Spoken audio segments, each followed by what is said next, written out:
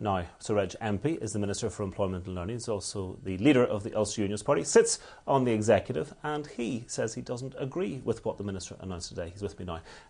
The impression was left that this was a unanimous decision of the executive. What's wrong? No, it wasn't.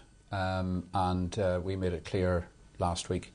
I was given 200 pages of material half an hour before the meeting, as was my colleague Reg Empey, and we simply couldn't possibly digest that amount of material in such a short time. So we indicated that we would take the weekend to look over material and respond to the First Minister's office on Monday if we had objections, which we duly did. But it has gone to the Assembly today. Yes. Is this now the way you think things will be run by the DUP and Sinn Féin? Oh, well, it is the way things have been run. And this is nothing new. This has been one of the points that I made consistently, that when the executive was formed in May of last year, there has not been a single meeting between the four party leaders of the parties that make up the executive since it was formed. And I think that's wrong. There is therefore no collective view as to how a so-called coalition should work. And a coalition works with the individual component parts. Now, the First Minister, when he took on his office in June, indicated that he would be addressing that issue. And we have had one meeting briefly during the summer about it, but in practice, nothing has changed. In terms of the principle of the Education Minister's statement, you've had a chance now to look at the detail. I mean, what's wrong with this? This was being marketed as part of the attempt to cut down on quangos, replacing 5 boards with one education and skills authority. What was wrong with that? I don't have a problem in principle with that.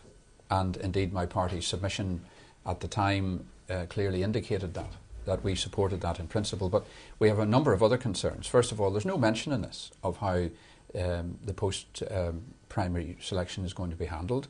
There's reference to area planning, and that can mean all sorts of things to all sorts of people. I think the youth services are probably better in local government than stuck in there. This body is growing and growing and growing, and I fear mission creep in all of this.